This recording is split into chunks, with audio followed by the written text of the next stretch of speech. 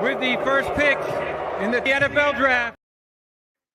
Hello and welcome to the Franchise Tag Draft Show. Adam, we are back again with another top 10. We are doing our wide receivers this week. Now, if you wanted a wide receiver, I suggest you should have got one last year because looking at this bunch of guys, I don't think there's a true, from the way it's going, a true wide receiver elite number one that we've had in the past. There's a lot of good guys in here, and there's a lot of guys that might surprise us that get drafted a lot later on. But what's your view on the wide receiver group? Well, based on that, you might as well just told everyone to go off, haven't you? Now, well done. That's impressive. If you wanted a wide receiver, you should have got one last year. That's going to encourage people to watch. This is where the true, we've had to properly go through these guys. I've seen a lot of them play. We've got to watch a lot of tape. And there's going to be some guys, like I say, that come out and surprise you. So you could get some guys in the 4th, 5th, and 6th round that actually are really, really good, and we've just overlooked them slightly. So I think finding the diamond in the rough is good this year, which is why we've got a top 10. And maybe some of the guys on this top 10 are really, really going to stand out and look better than what we think. Maybe it was just a down year at college. Yeah, I think it's going to be tough to find the diamond in the rough. I think 18 will find it, but I think it might be more luck than judgment, to be honest. To me, there's 3 really good wide receivers in this class. There's another one who's had a load of hype, and in fairness to him, looked pretty good last year. And then the rest of them, you could pretty much just, I don't know, throw a blanket over the lot of them, and you will get one of them would be decent. God knows which one, but one of them will be all right. So it's just, it's going to be tough, I think. Well, we're going to go through them, and hopefully some of our analysis will be accurate, and that'll be the one that they find. So I'm sure the NFL teams will be watching us do this. I'm sure they will. Yeah. It's usually what happens. Lots of things that we say do actually happen. Let's get into it. Let's see who we've got at number 10. At number 10, we have got Jaden Higgins from Iowa State, 22 years old, 6'4", 215 pounds. Last year, had 87 receptions, 1,183 yards, and 9 touchdowns. Had a really, really good year. He had a good couple of years, actually, at Iowa State after transferring. So, yeah, Adam... bigger guy. We're used to over the previous years having a lot of short, quick guys, sort of slot guys, but this is one of the bigger guys in it, and it looks decent. Yeah, I was actually a little surprised. Think he should be higher than 10. I think you've been an absolute disgrace at putting him in at number 10. I quite liked him. I thought he has a lot going for him. He's got really good footwork, especially on the line. I think that's something that's good. He changes direction really well. Good route runner, and he uses his size very well. It's an attribute that obviously a lot of wide receivers don't have, and so it's good that he does use it in the way that he does. I think he's got a great catch radius, which isn't really a massive shocker considering his size. Really good hands, and just generally I think he's got the potential to be something quite special. Actually, I think that he really is a lot better than some of these. He's in with the, as I said earlier, the sort of like the lump of wide receivers who they could be good, they might not be. But I think he's kind of towards the top of that for me. I actually think that he's got the potential to really be something amazing. He does struggle to separate a little bit, and that's partly because of his size. The long speed isn't there. Again, he's not like a, I don't know, like a 5'10", 200-pound kind of guy. He's a little bit bigger, and so there is that problem. So the long speed isn't there so much. He does have yards after the catch, but it's not fantastic, which is why he's got these issues, which is why he's kind of in with all the others. And one thing that I did notice, and in fairness to him, this isn't so much his fault. He wasn't really asked to do much. There's not much blocking. If you look at the tape, there's not a great deal of blocking being used, but he wasn't asked to do that. So that's not really his fault. I actually really like him. I think he's a second rounder. I really do. And he reminds me of Drake London. That's the an early Drake London comparison's yeah, already yeah. been knocked out. Yeah, he reminds me of Drake London a little bit, and I think he's not quite there, but with a bit of coaching, I think he may be able to get to that point as well. Yeah, he's definitely a guy to like. Big frame, hands are good. He only had a 2.2% drop rate on 350 targets, so really, really good, safe option. As you've already said, his catch radius is ridiculous.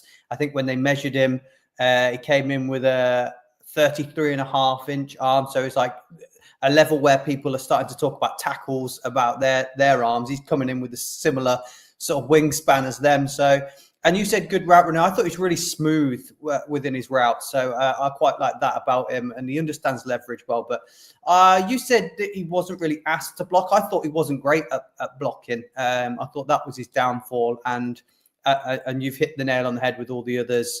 Sort of his long speed and how big he is and stuff just does affect him slightly. So yeah, really, really nice player. 2 really good seasons. So a lot to like about this guy. And I think now he'll start to move up board slightly. I think he might project himself a little bit higher. I think both of the guys from Iowa State are going to move up people's boards slightly once they go through the tape again and have another relook at them. So I really, really like this guy. But we'll take a look at number 9.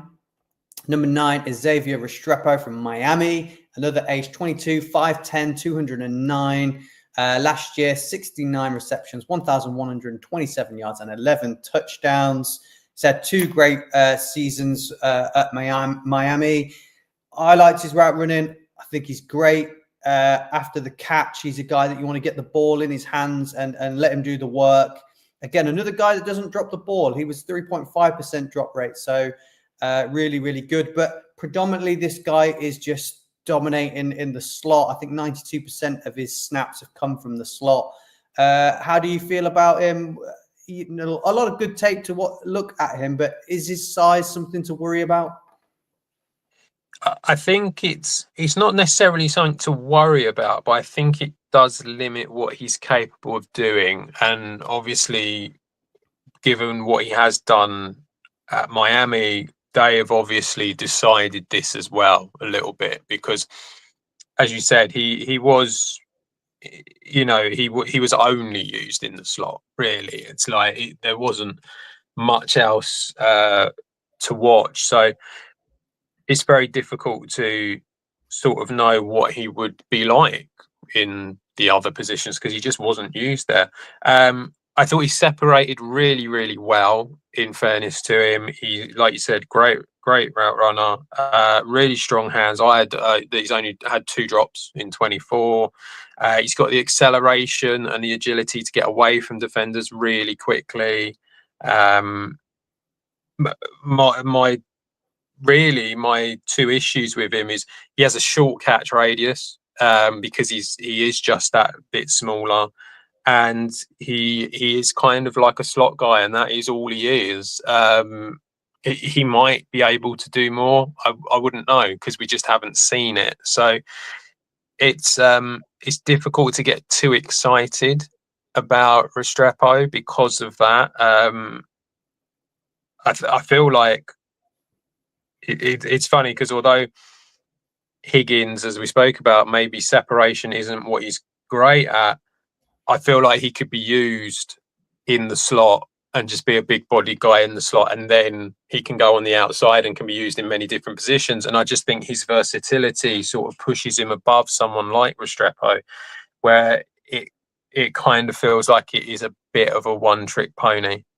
And I don't quite know if you're going to get anything else out of him. If you want sort of like a comparison, I think Khalil Shakir kind of feels like the obvious. you want an older one, Julian Edelman would be amazing, obviously, if it's that kind of slot guy. And I think he's a late second, early third round guy myself. I don't think he's going to be much higher than that, just purely because he is limited as to what he can or what anyone has seen him do. Yeah, I think one of the real big things that I really liked about him, that I saw quite a lot from him, was the fact that when plays broke down, which happened quite a lot at Miami, he was really, really good at finding the space and alerting. He was good with Cam Ward, wasn't he? Cam when Ward, that happened, So you know, once it had broken down and they're scrambling around, he found the space really, really well, and Cam Ward really benefited from that and found him, and the relationship was good.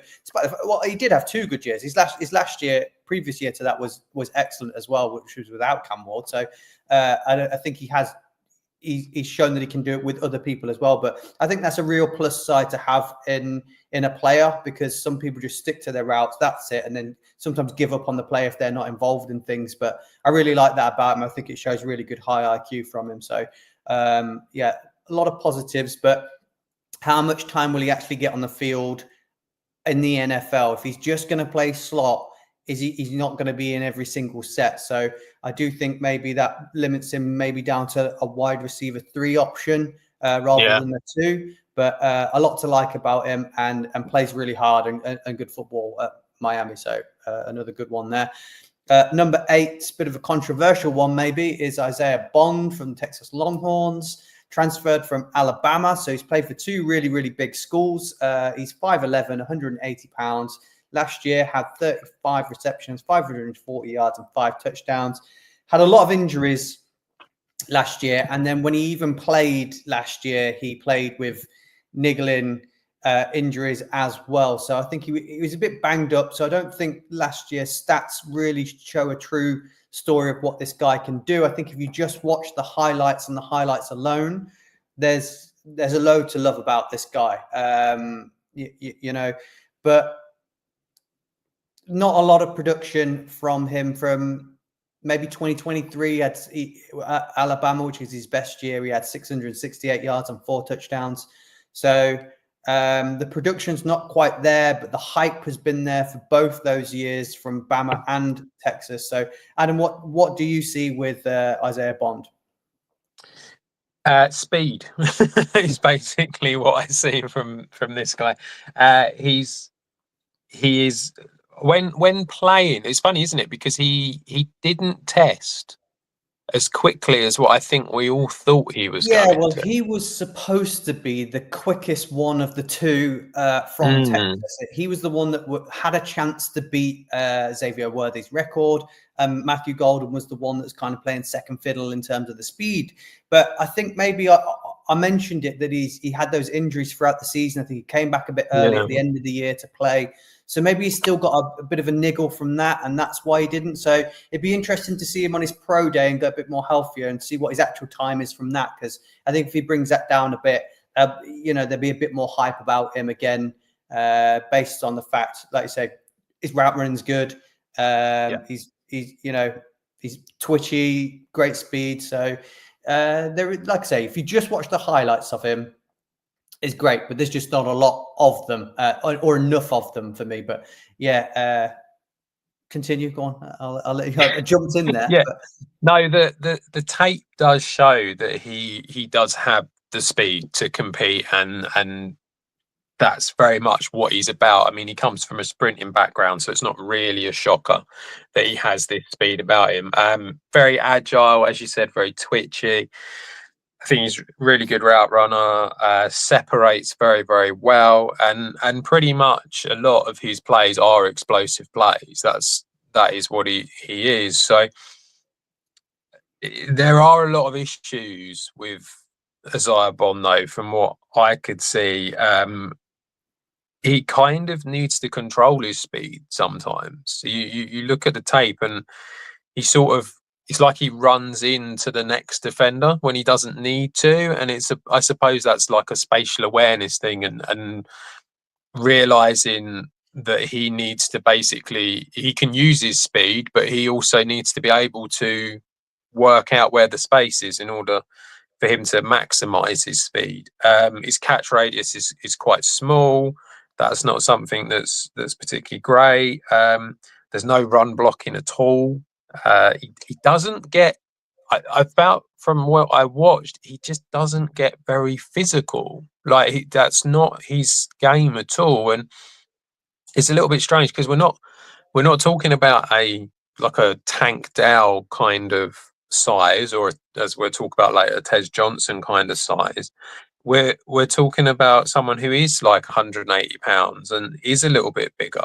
The comp that I had for him was Jalen Waddle, where I kind of feel like he's that sort of height and size, where he's kind of similar to that, and it's just not quite at that level though. But if he could, I think if he could learn to tempo his speed, I think he could become very, very good. I do feel like, I know that the combine wasn't as amazing for him, and that maybe will put a couple of teams off. You never know. But I do feel like that watching the tape and the speed that he can go at, I think that will be enough to get people interested, because they just, it's something that's not everyone has it. So I think because of that, it will get people interested. I've got him as a late second, early third, and it wouldn't surprise me if he kind of became a bit of a mid second, just purely because of the speed that shows up on the tape. So yeah, I think he needs a lot of coaching, and a lot of, more so than a lot of these other guys. I think he needs a lot of coaching, and I think if you can get him with a decent coaching staff, I think he could become decent. Yeah, I think the Jalen Waddle comparison's really accurate as well. I think when in terms of what he produced at college as well, and the conversations we were having about him when he was going into the draft process, there wasn't a lot of production from him as well. Very, very similar. I think he had a really, really good freshman year, but then it just sort of never really progressed any further. I think he maxed out at like his final 2 years at like 500-600 yards. So very, very similar to Bond there, and attributes very similar. Has been successful in the NFL though, despite his injuries. He still looks like there's a place for him in the NFL with Waddle. So if he can get up to that level, then there's definitely a position for him within a team that's already got some nice talent at wide receiver. I think he'll complement a wide receiving core well. I think if you put him on a team like the Bengals or something like that, if they've already got a Jamar Chase, if they've still got T. Higgins, I think if he was the third man in that, I know they've got Burton already now, which is supposedly filling the hole, but that type of offense, I think he could excel quite well in. So yeah, I think there's a spot for him in the NFL with his attributes and his talents. At number 7, we have got Tez Johnson, a guy that's sliding down boards dramatically after not a good showcase at the Combine.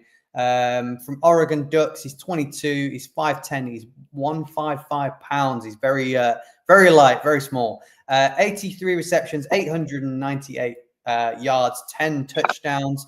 He has been absolutely great at Oregon.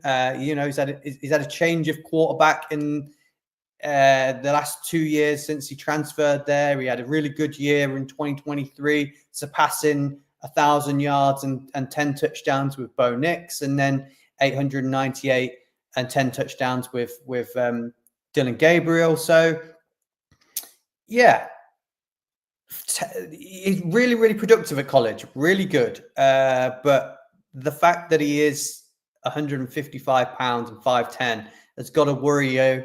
You mentioned Tank Dell as well. I also got sort of, is he Tank Dell? Is he Tutu Atwell? Sort of that smaller guy. What can he produce? But there is a lot to like about him. I think that the worry is the size for me.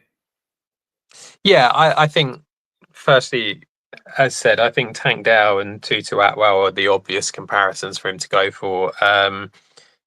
I think he's got a lot of things going for him, in fairness to him. He's very quick. I know he might not have performed great at the combine, but on tape, he's very quick. He is a field stretcher. He's got agility, change of direction, great footwork. All these things are great and are really big benefits to him. He separates incredibly well. Defenders just can't keep up with him at all. But not only does he have that, he has that sort of fight in him as well. He is competitive. He is physical for considering his size. It's something that Isaiah Bond could maybe, learn a bit from. And it feels like that he does have that ability to really sort of like push on and try and do something. The bit, as you said, the biggest issue with Tej Johnson is that he is just tiny, and so he has a limited catch radius because of how small he is.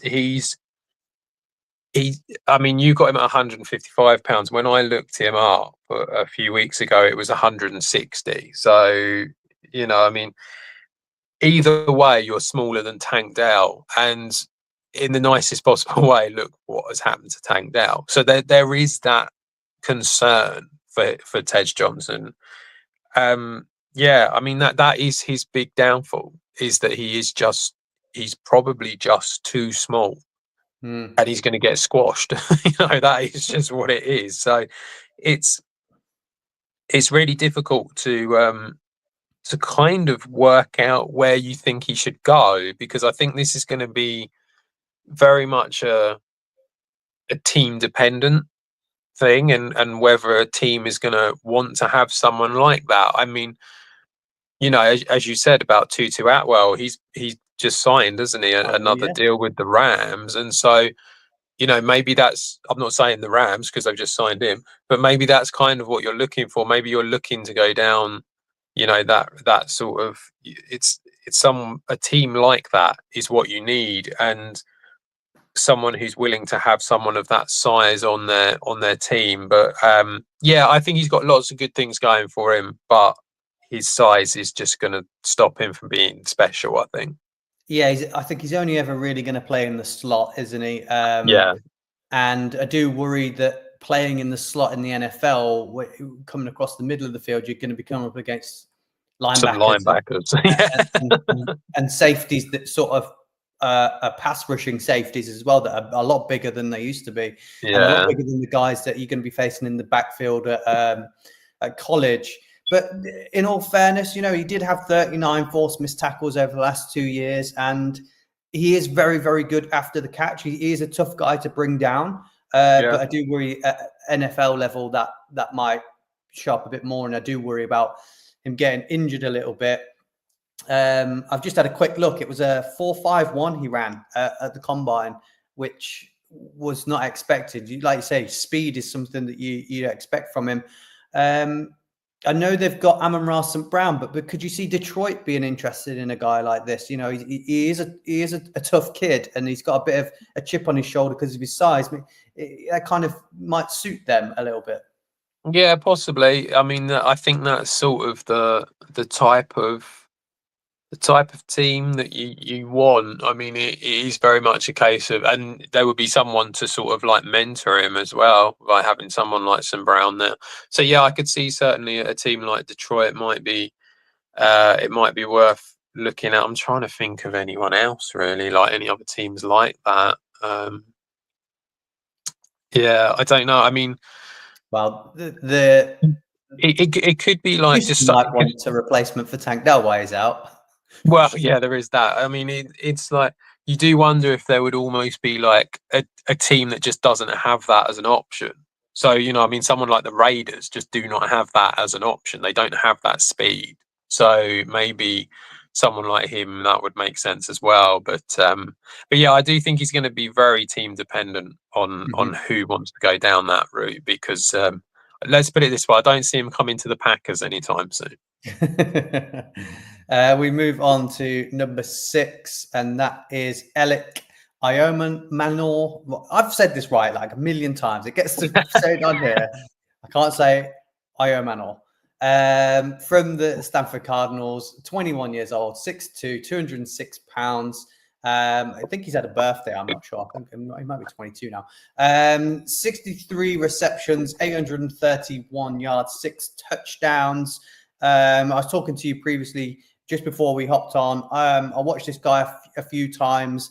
Alex, who I do the college show with, loved him the year prior as well.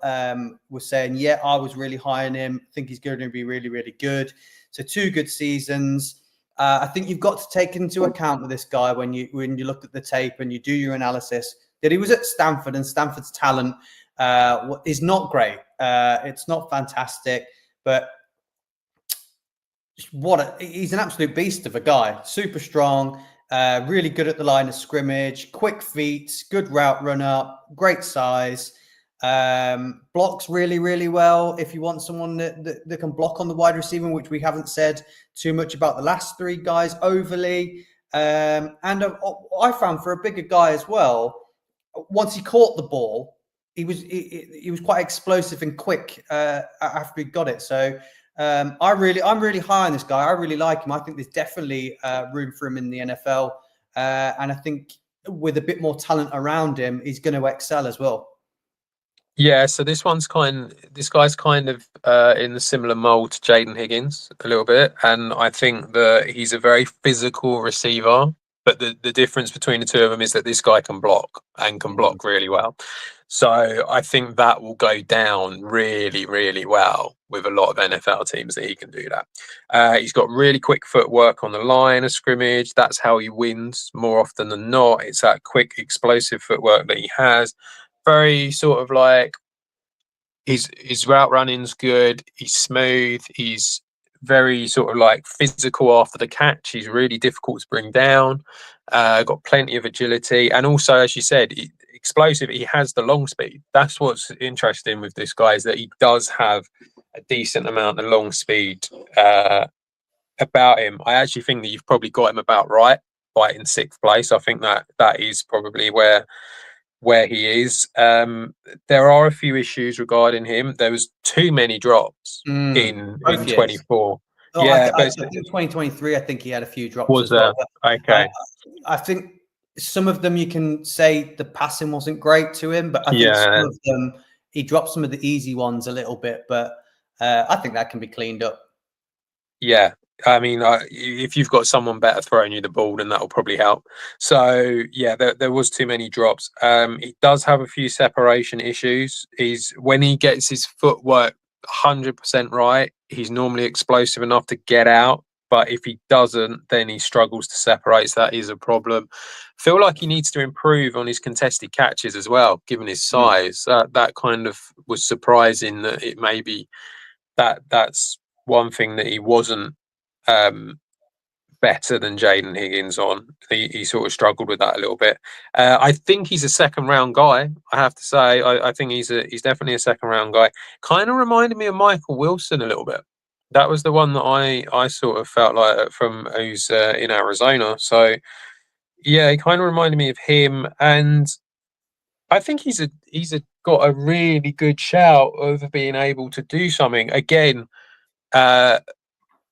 For me, I've personally, I don't normally go for the big guys, but I feel like in this class, I feel like Jaden Higgins and Ian Manor is probably the 2 that are underneath the sort of like the top 4. So I do quite like them, and I do think that this guy's got a really good chance of doing something. But yeah, he does need to improve on the contested catches thing, because given his size, it is surprising how poor he is at it. Yeah, I think he can be a really, really nice. I think for Stanford as well, he wasn't the face of the offense and the guy, he's really, really talented. And I think that moving into the NFL, he'll be a really, really good wide receiver too. I don't think he's looking to be an alpha wide receiver 1. So I think he's going to be a nice complement to a team. And I think you're right. I think a day 2 guy. I think he's definitely going to be there on the draft. So Yeah, a lot of upside from him. But yeah, a lot of stuff that he needs to clean up. I think he's a nice prospect, and I'll be keeping my eye on him because I really, really like him. I'm a bit higher on him than one of the other guys we've got coming up, which we're going to get into because we're into our top 5 now. And at number 5, we have got Matthew Golden. I'm going to let you talk about him first. He's 21, he's 5'11", he's 191 pounds. Last year, he had 58 catches for 987 yards and 9 touchdowns. Adam, I'll let you talk about it first, and then I'll probably go second because I'm not as high on this guy as a lot of other people. Yeah, so I think he's your number 5. Should we say? I'm leaving you very much out to dry on this one. So when the hate comes for this pick, it's all coming your way. Don't worry. There's his little Twitter handle, just there. You can all shout at him. I think he's a really agile receiver. He's got great acceleration. I've written decent speed, but apparently a little bit better than what we all thought. Yeah. So good size, good movement. He's quite a nice, 6 foot 195 is kind of what I saw. I know you've done 5'11", 191, but even still, it's still good size and movement. The one really good thing about Matthew Golden is the versatility. That's the really good thing. He can run pretty much all rounds, short, long, slot, out wide, wherever you want to go. He can pretty much do anything, and so that's a really promising thing. And I think now, after his combine performance, especially the 40-yard dash, I think teams will just push it. He will just get pushed up boards because they will come out and go, well, no one else did it, no one else can do it, so he's the quickest sort of thing of this class. So I think because of that, you're going to see him move upwards anyway. There are some issues. He had a few drops in 2024, so it's like that is a problem. Not much run blocking, to be honest, and also just generally needs to be a bit stronger, and actually needs to kind of. The one thing that I noticed was I just sort of came out of watching the tape going, I think he needs to like refine everything a little bit, and just that's coaching. That's where I feel like if he got in the right situation with the right coaches, they could do that. So I think that's something that's not so much of an issue.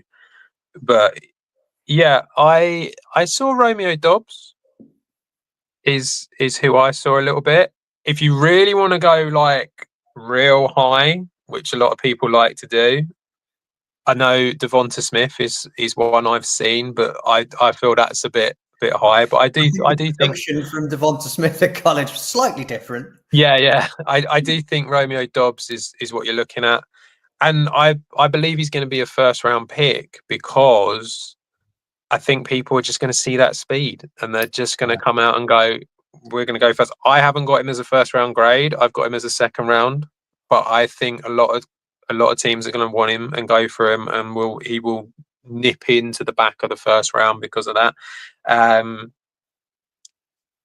I think he's a good all-rounder is probably the nicest thing to say. He's a good all-rounder who can do a bit of everything and obviously has the speed as well. So a lot of teams are going to like him. Feel free to destroy him. I'm not going to destroy him because he's not awful. He's in the top 10. What was really good about him, and I'll bring it up as maybe a negative and a positive. But he was great down the stretch, and I think that's really fresh in people's minds. He was really, really good once it reached the SEC game against championship game against Georgia was his like real good opening game where he was like, "Yep, I'm here." And then he had that really, really good game against Arizona State. Where he looked incredible in that one, like literally couldn't do anything wrong in that game. He had 300 plus yards in those 2 games. So when you look at those 987, 2 of those 2 games equated to over 300 yards of that. Yeah, has the 40, which everybody's going, you know, he was never a first round grade massively until the 40, and then all of a sudden he's in the first one. Do you think the 40-yard dash, like the records, the people who have run the fastest, it translates in the NFL? I think there's a lot of guys that you could look at the 40 and go, none of them have really made it. I know Xavier Worthy last year got the record, and he has produced in the NFL. It was a bit slow, but he got there in the end, and he's found Kansas have found a way to use him. But does it translate into the NFL, the 40 speed? So my viewpoint of the combine in general, to be honest, is that I had him as my number 4 wide receiver, and I still have him as my number 4 wide receiver, because I don't feel like it makes a great deal of difference. I know people come out and say, you know, we always go on, don't we, about them, it's the underwear Olympics and all that sort of thing.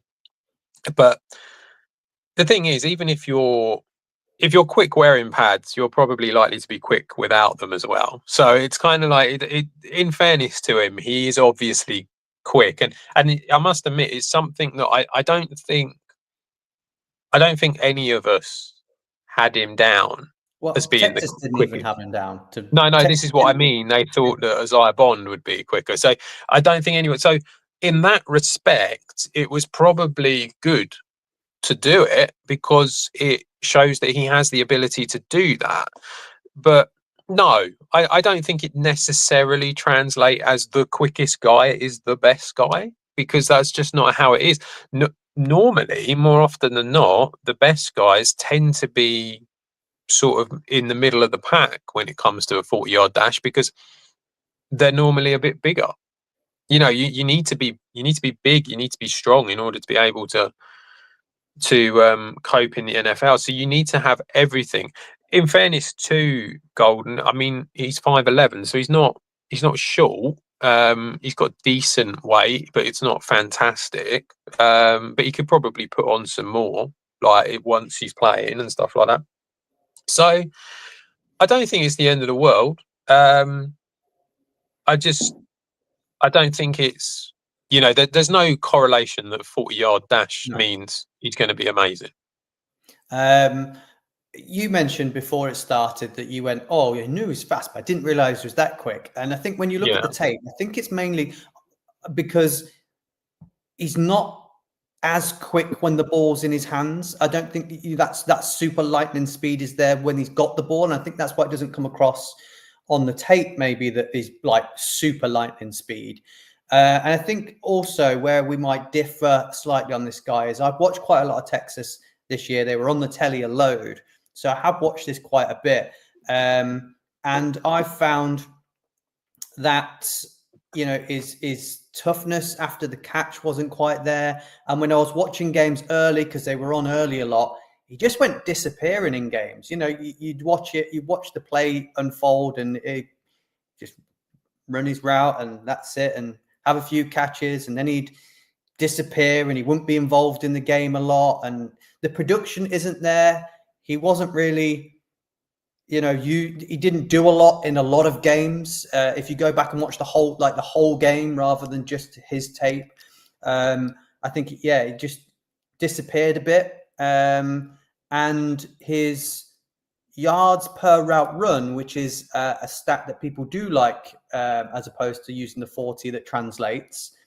If he gets drafted in the first round, he'll have the second lowest yards per route run of any wide receiver drafted in the first round. And the only person that would be lower than him is Jalen Reagor, who didn't work out too well there either. So I've just got lots of question marks with him. And if I asked you this question, because I know December, before the championship game, where do you think this guy was ranked to go in the draft if he went into the draft before the Georgia game? So before Georgia and before Arizona State, the two big games, what round was he mocked to be drafted?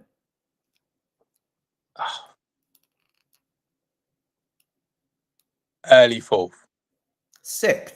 He was a sixth Oh, round really? draft talent, Okay. yeah, prior to those two games. But as I did say at the start, he turned up and produced his best games in the biggest games you were supposed to against the if I was saying, oh, he had those 300 plus yards in two games, and those two games were against like I don't know, like Toledo or and whoever, Bowling Green, then maybe you're going, okay, fair enough. But he did have them against two playoff worthy teams, which is good to see. But the fact he went disappearing a lot in games and the production wasn't there, and Houston, where he came from, it wasn't overly there either. I've just looked, 2023, 404 yards and 38 receptions and 6 touchdowns. The touchdowns are there. The touchdowns seem there, 7, 6, and 9. So maybe there is a place for him.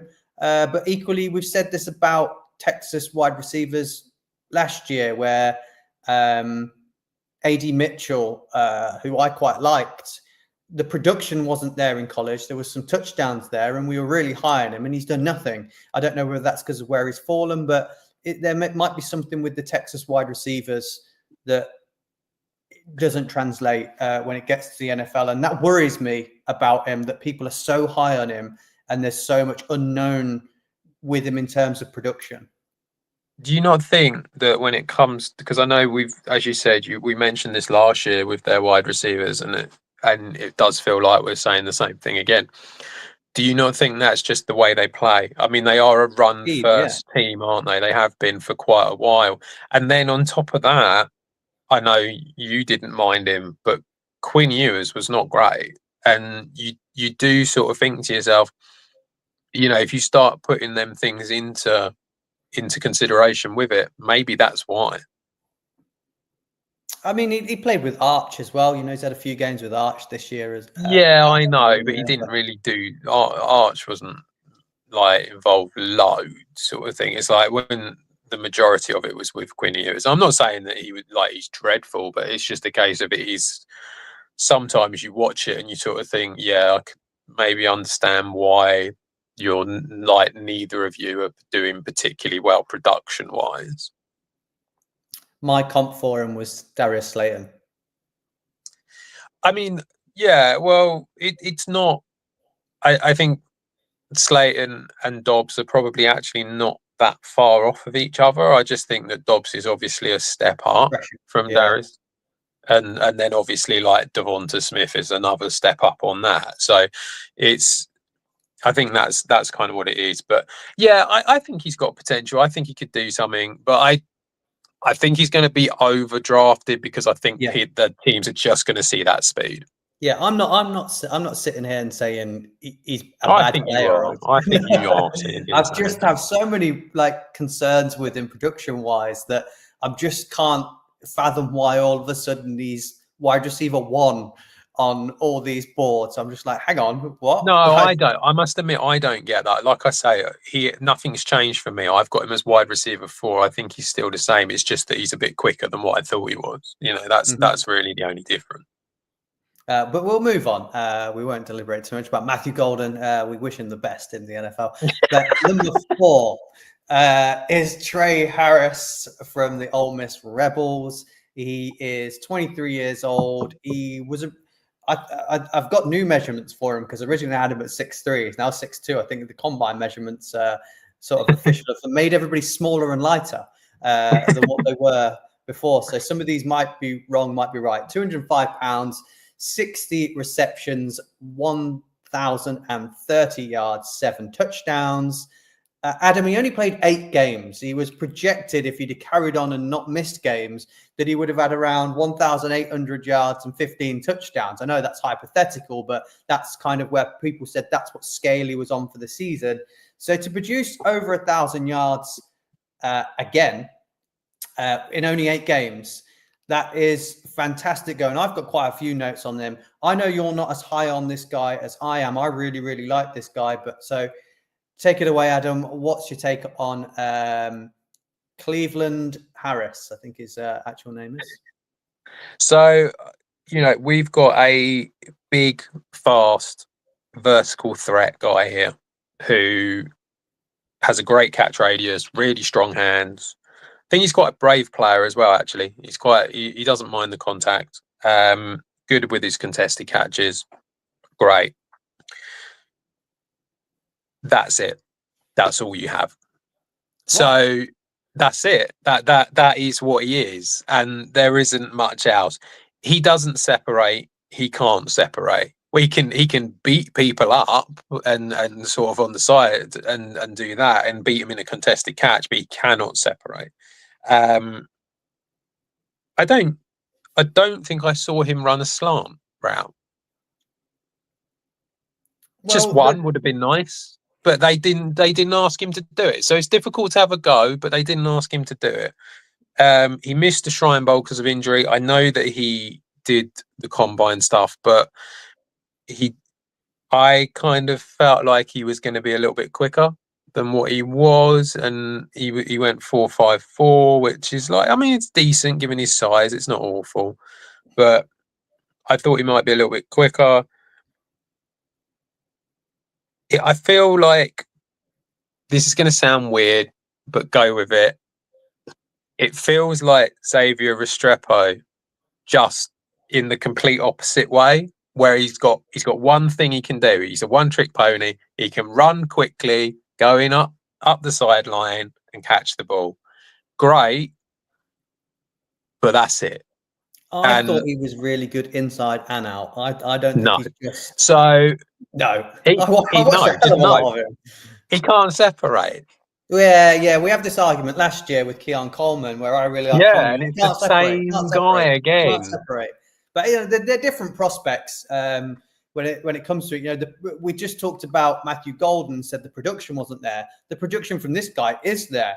Every single year, even before he transferred to Ole Miss, he had just shy of 1,000 yards and 10 touchdowns. Last year, the year prior, he had 985 and 8 touchdowns at Ole Miss. So the production is there with this guy. I think, he's got long speed. He's good with the ball in his hands. He's really hard to bring down once he's got the ball. He's a former quarterback. I found out that he was a former quarterback and teammate of Malik Neighbors, and Malik Neighbors asked him to play quarterback. So he's got that high IQ, I think, because of that.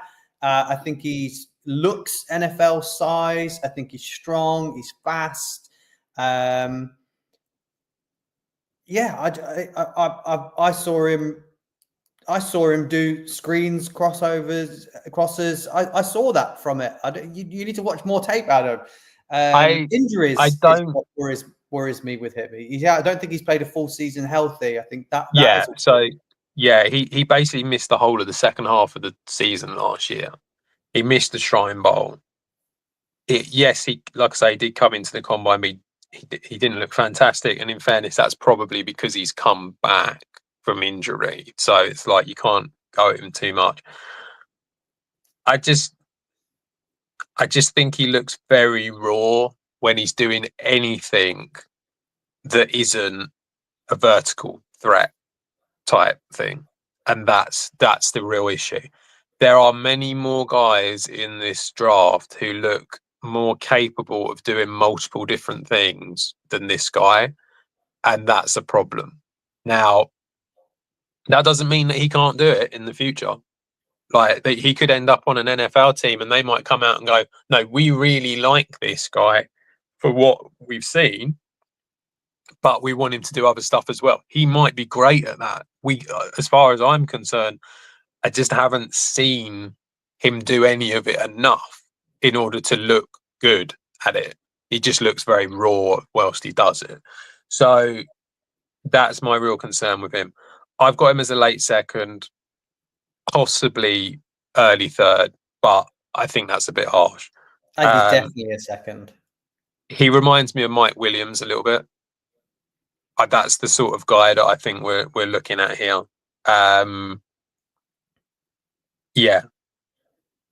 Jaden Higgins, I would have over him. Oh no, come on. No, I don't mind, but I would have him over him. I would have. Who did we talk about a minute ago? Matthew Golden. No, the other big guy. I am more. Yeah, I just wanted to make you say his name. Yeah, him. I'd have him over Trey Harris. I can see more refinement and more skills from them guys over this guy. This guy is just very raw when it comes to anything that isn't a vertical route. Well, we talked about a stat that translates into the NFL from college to the NFL, and that was the yards per route run. We said Matthew Golden, not great. Should we have a look at what Trey Harris's are? Trey Harris, now anything over sort of 3 is really, really good. I don't need to know this. I just do it with my eyes, mate. I don't need anything else. You can tell me what you like. It means nothing. 4 yards.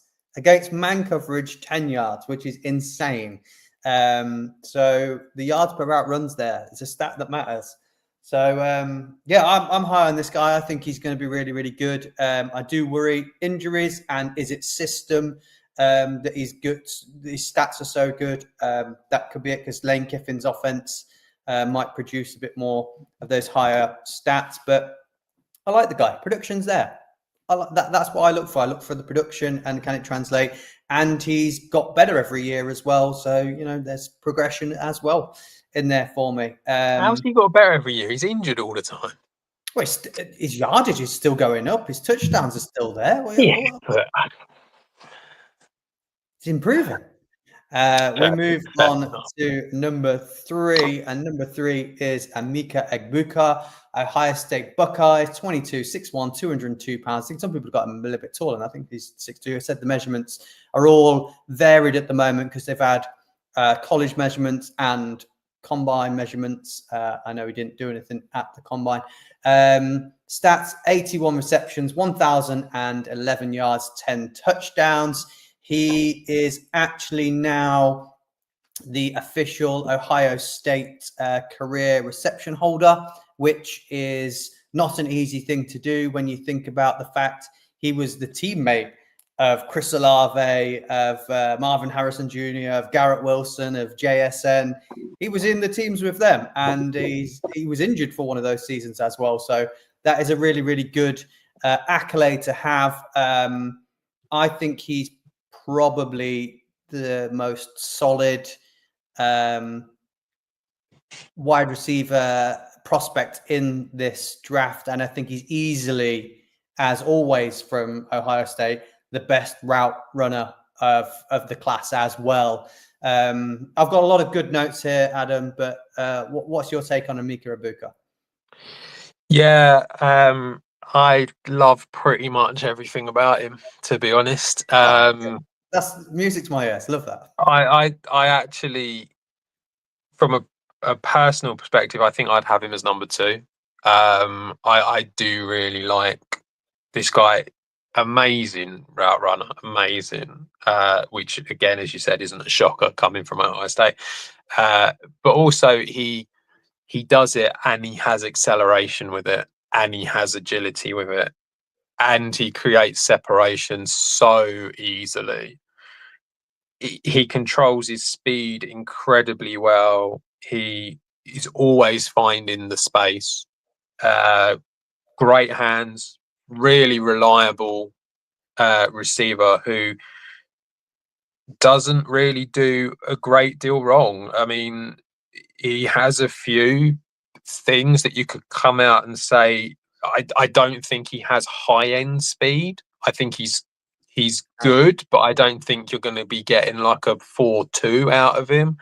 I think his strength is pretty decent, but it could be better. It could be more. But again, it's not something to really go at him for. I think his catch radius is okay, but couldn't be better because, unless he's going to grow his arms longer.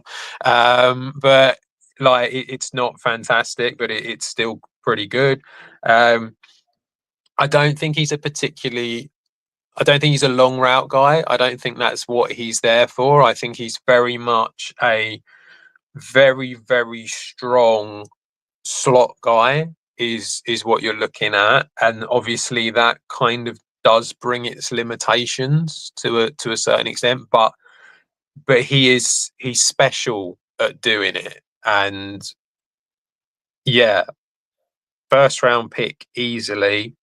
I've got Jacoby Myers on steroids. So don't take steroids, kids. It's bad for you. But yeah,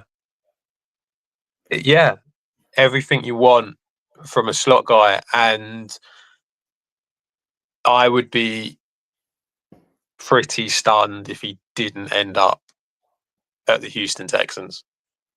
Yeah, Texans, Steelers. He's not getting past that sort of No. error in the first round. Former baseball player. I think that really helps with his route running as well. He's what we didn't mention. Absolutely great run blocker as well. Really good at blocking, which we've come to find from Brian Hartline's wide receivers that they are good in the blocking game as well. I put down chain mover. I think that's what we were saying with in terms of he's not like down the field, gone catching the ball there. He's a chain mover, so he's used a lot. I think he had so many first downs. It's unbelievable.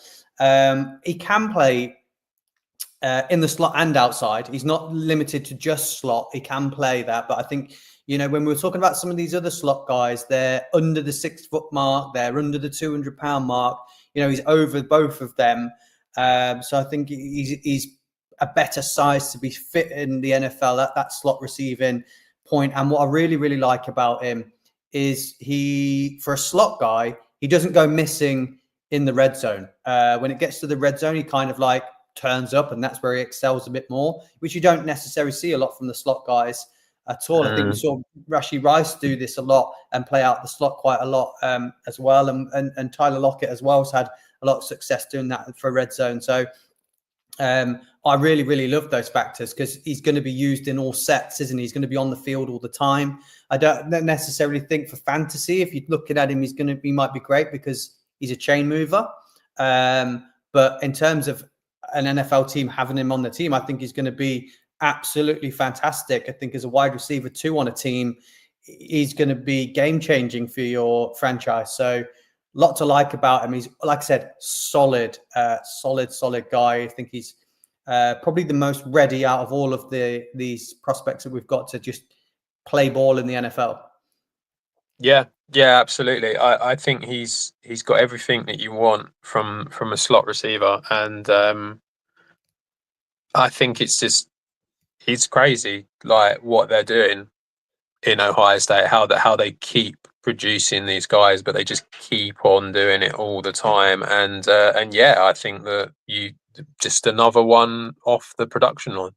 And it's mental that they've got Jeremiah Smith coming out as well. Yeah, exactly. If he was in this draft, he'd probably be the number 1 pick in the whole draft. I reckon he's that good at of a wide receiver. So I'm surprised that Brian Hartline hasn't been given. I know he's been promoted to offensive coordinator to call some plays again. I'm surprised no one's taken a shot on him in the NFL, bringing him in as a wide receiver coach.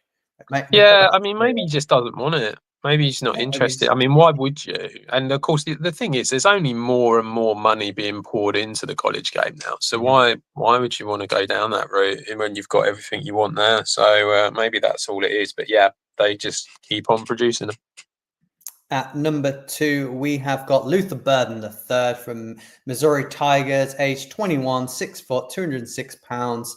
Last year, 61 receptions, 676 yards, and 6 touchdowns. This guy is an absolute yak machine. Yards after the catch. Get the ball in this guy's hands. Looks a lot like a running back rather than a wide receiver. He's really hard to bring down. He's got really good contact balance. He's really explosive. So a lot of all the things we said when we were talking about running backs, when we're doing the running back top 10, he's a big time playmaker once you get him the ball. I love him. He was the number 1 sort of guy coming into the season. And I think Mizzou let him down. I don't think he let himself down. If you've got a player like this on your team, Adam, that if you get him the ball, he will probably win you the game. Why would you not just give him the ball all the time? And I think Brady Cook threw some very, very dodgy passes out there this year was not great. So the fact that he managed to catch them and make them look good, I think that's another positive from him as well. But yeah, I think there's loads to like about this guy as a prospect. I'm not overly worried about the sort of slip in production, if you like, because I think that was Mizzou's fault, not his fault. So, Adam, are you high on Burden? Are you still riding the train with him with the hype that we've had going into the year, or is he sliding a little bit for you? No, I've pretty much got him where I felt he was. I've got him as third. I like I say, I like Egbuka just because I just think he's a more solid, all round, ready to go receiver compared to. I think Burden's a really good receiver. I think that there are a few things that I question about him. I don't think he's a very good blocker at all. And I actually think he could be a bit more QB friendly. Is how I looked at it. When you look at some of the plays, he does. He sort of runs his route and then stops. And I feel like there could have been a bit more there. Now, maybe there's a little bit of frustration because of the QB play not being fantastic. But that is something where I just kind of felt like, yeah, you could have done that a bit more. You could have helped out there a little bit more. But all around, I think he's just a really, really, really good athlete. When he was in high school, I think he's really shifty. As you said, he's got the contact balance, which is great. Good hands, good separation, good yards after the catch, precise route runner. Yeah, I mean, he's got pretty much everything that you want. I just question it's difficult. I do wonder if a lot of it comes down to the quarterback and the team, and it just not them not being at his level to a certain degree. So I do sort of put a little bit of that aside, and I don't want to go too, harsh on him for that. But I just think that he's not quite. I would rather have Egbuka on my team than Burden, but I think that he's a very good receiver. I think he's a first rounder, definitely. For me, I think he's a first rounder. He seems to be slipping out of the first round a little bit, I've noticed, which is he seems to be taken over by Matthew Golden a little bit, which kind of just feels like that's not quite right. There's something's not quite gone right there, so that needs changing. I've got DJ Moore as my comp for him. I think DJ Moore, given the size of him, kind of feels about right, and he could be very special. He really could. 2023 was used more. He had 86 receptions, 1,212 yards, 9 touchdowns. Like I said, they didn't get him the ball enough, and I don't know why. I think he needs to clean his route running up a little bit. I think he tends to sort of arc his runs rather than them being like sharp with cuts in them. But there is definitely a place for this guy in the NFL. I said I've kind of think he's a bit Curtis Samuel, a bit sort of smaller Debo sort of style. So I think you can definitely use him. There's plenty of packages you can get him involved in with the fact, like we said, if you get the ball in his hands, that big play ability, for me, is why I got him slightly higher than Egbuka, because Egbuka's, for me, chain mover, solid guy. This guy, yak machine, big playability. I just think that kind of, for me, is the difference between the two. So I thought that's going to, if you've already got a wide receiver and you can bring this guy in to sort of complement them and get them the ball just for that one-off big play, then again, he's going to add value to your franchise. So again, like I say, a Pittsburgh Steelers, I think with George Pickens, this would work well. And I think the fact that he looks like a running back playing wide receiver would probably be something that the Steelers would be like, I've got loads of packages I can use this guy in. So lots to like about him. If you can get him in those screenplays and things like that, really, really good. And number one, no surprise, is Tetairoa McMillan from the Arizona Wildcats, 21 years old, 6'4", 219 pounds. I think some people have got him at 6'5" and 220. So you probably have. I'm not sure what the like I said, measurements are all over the place a minute. But last year, absolute beast. 85 receptions, 1,319 yards, 8 touchdowns. Former 5-star recruit, 2 really good seasons. Size, speed, strong hands, contested catches, absolute beast. 61% contested catches, 29 forced missed tackles.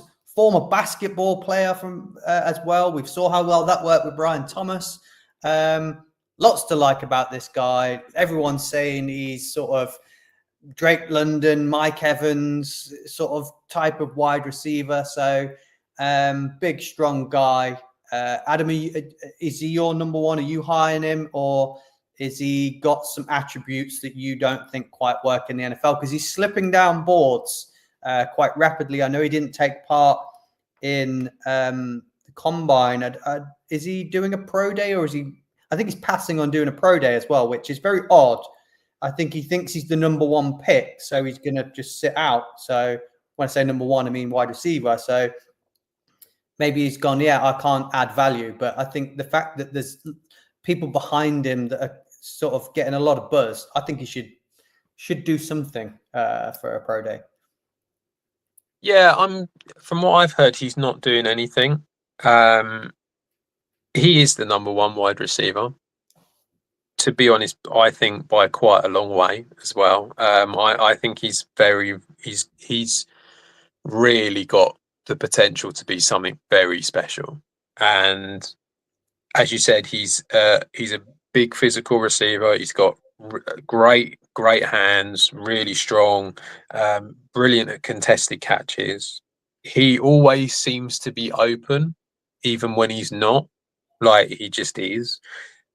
He's great after the catch. Got an insane catch radius.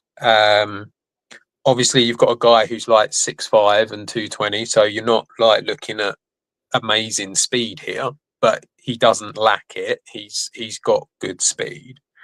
There's not many issues with him. He doesn't block much from what I've seen. He did have a few drops in 2024. However, the quarterback play has not been great for him.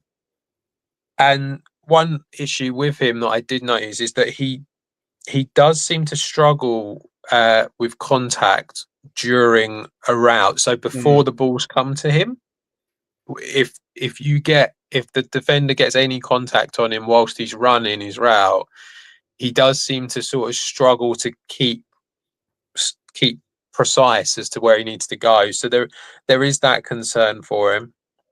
But if you get him in a position where he's in a little bit of space, or he's up against someone who's shorter than him, he's winning all the time.